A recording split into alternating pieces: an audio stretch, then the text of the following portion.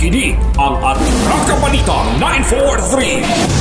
Atraka Balita 943. Ang matag katawhan adunay katungod mahibalo sa nagkadaiyang isyu manasyonal o lokal.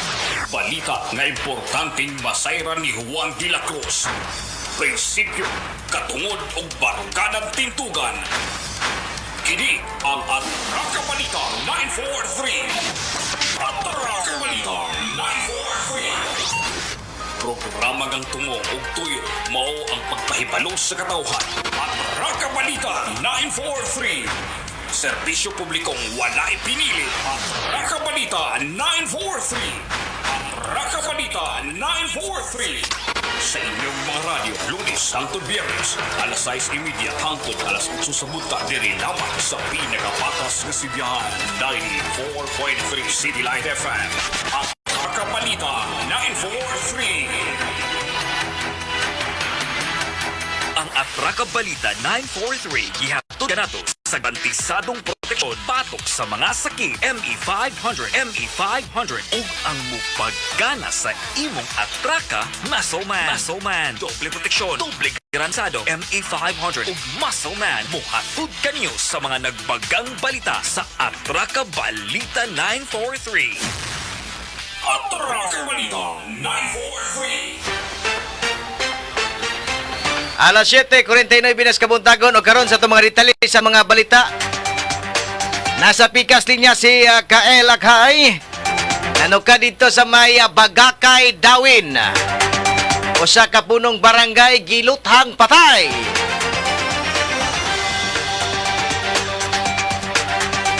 Inisyal nga report, Kael Akhay mayong butag. Tira! Atraka Balita 943. Patay diha dayon ng usa ka punong barangay sa barangay Bagakay, Dawin, Negros Oriental kagahapon sa buntag Mayo 5, tuig 2021. Ang biktima mao si Barangay Kapitan Stephen Bandokilio Alam ug matod sa report nga sa barangay ang barangay kapitan nga si Alam ang nag-duty kini sa barangay hall sa barangay Bagakay Lungsod sa Dawin sakop ning lalawigan sa Negros Oriental. Apan sa kalit nga panghitabo adunay miabot nga nagmotorsiklo sakay ang duha ka pistolero ug minaog dayon midiretso og sulod sa barangay hall diin ana ang kapitan ug walay pagduha mibunot kini sa armas de fuego dayon pusil sa biktima. Ang barangay kapitan ang nga kabiktima ang naigo kini sa ulo nga bahin ug sa parte sa kalawasan nga sa resulta kini sa iyang hinanaling kamatayon. Samtang kapulisan sa lungsod sa Dawin ang nagpahigayon pa kinig tukmang investigasyon sa pagpangulo sa hepe nga si Police Major Louis Batoto aron matino og unsay motibo sa pagpamusil sa biktima ug mailausab ang responsable sa krimen ug maaresto ang mga suspetsado. Umaw kadto ang kwarto nga balita sud sa 24 oras sa dili pa. May pabinasto nga Facebook live nga si Mama Chakili and also ni Ma'am Mea Kezaya Dwayne Lopez o diha sa Rodas Bitispa, owned and managed by Ma'am Roda Silva. Ang pinausab diha sa MJ's Eatery nilang Sir Undo, Ma'am Mabrit Manamat, ug Ma'am Iyay Aguilar ug Ma'am Jovelyn. Ni Ma'am Adel Fanio sa Barangay Tugas ug ni Ma'am Jenny Bukiran sa Barangay 5 Tanhay City. Ni Ma'am Christy diha sa Totos Eatery sa may Tanhay City Public Market nga karunay nga nagpalanog sa Atraka Balita 943 sa ME500. Proteksyon garantisadog sa Muscle Man ang mupakusog ug mupabarog sa Labubu Soap Trading nga nahimutang sa Mabini Street, Barangay 2 Tanhay City. Alang sa programang Atraka Balita 943 sa 94.3 City Light FM Tanhay City o sa 96.9 Light FM Manukad sa Buanga del Norte. Serbisyo publikong walay pinin na kadiri sa lungsod sa Dawin. Kining Atraka correspondent kay Lakhay, may buntag kanaton tanan. Atraka Balita 943. Laing nga lokal nga balita.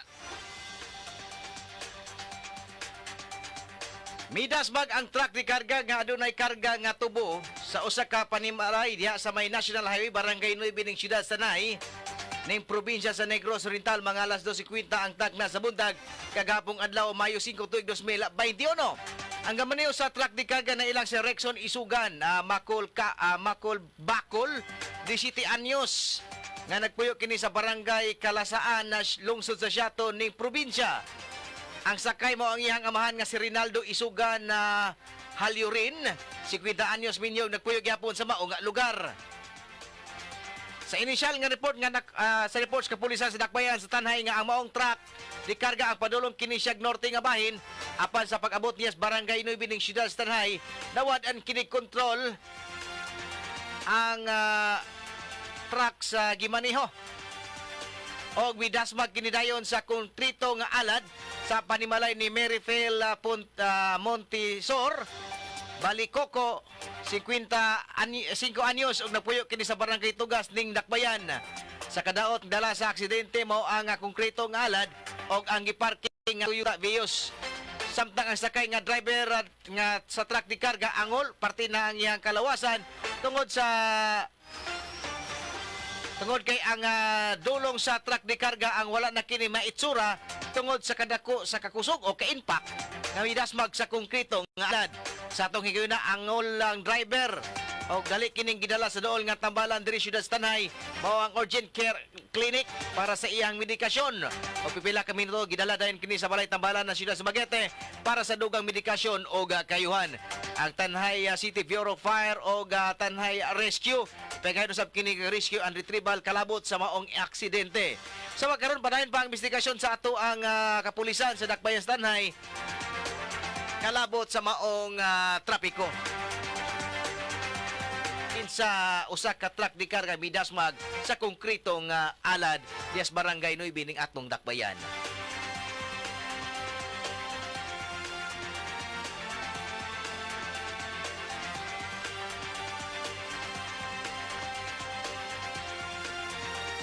Laing lokal nga balita bisan niining ilalom sa pandemya mao ang COVID-19 apan wala kapikto ang pagserbisyo sa katawhan niya dool ni Tanhay City Councilor Regalado Tikboy Salma. Gibot kag ni Konsyal Tikboy Salma nga gawas sa paghatag ng Jitmatic mga nirolyo nga mga bulletin host sa mga kabarangayan ning syudad Tanhay. Iklaro usab ni Tikboy Salma nga daghan usab ang nahatagan niya og twisted wire kinsa karon nga doon na pay mga katawhan o household nga wala pay suga di kurente.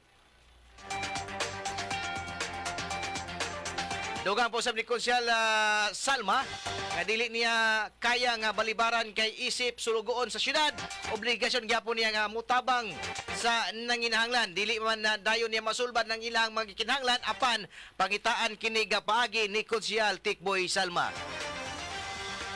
Ang barangay po Sir Ronly nga wala pa jud sila suga. Yang ilang hangyo nila nga basig matagaan minimo konsyal. Muna nga ako na konsensya po ko po kay gani bang sulugoon ta sa syudad nga ning kamot po ko nga makadawat ko sa kong sweldo, mo share po ko ginangmay palit ko. Ug dili gani utangon na ako sa kadiday. Pagkadawat sa kong sweldo, usa na kong bayaran. Oh.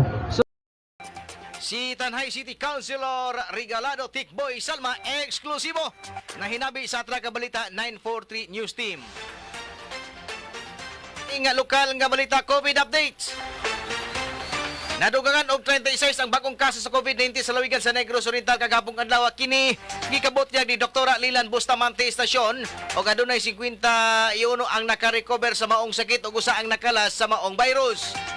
Kagabong adlaw Mayo 5 tuig 2021 gibot niya ni Dr. Lilan Bustamante Estasyon pinagi sa virtual press briefing nga adunay 36 ang nadugang sa aktibong kaso sa COVID-19 og mikwitada kini og 361 ang aktibong kaso karon sa Negros Oriental og adunay nangaayo sa maong virus adunay 51 og mikwitada sa 2,166 ang naka-recover samtang usa ang nakala sa maong virus og mikabat na kini og 71 sukad sa pag-usbong sa maong pandemya. Ang mga lugar sa lawigan sa Negros Oriental nga adunay aktibong kaso sa COVID-19 unahon na to sa unang distrito. Dakbayan sa Kanlaon adunay 23, Dakbayan lungsod Balihermoso 12, Dakbayan sa Giulngan 30, lungsod sa La Libertad 16, lungsod sa Malalod 5, og sa lungsod sa Tayasan 3, lungsod sa Ayungon 12 og lungsod sa Pindoy adunay 3. Sa ikaduhang distrito ning lalawigan sa Negros Oriental nga adunay aktibong kaso sa COVID-19.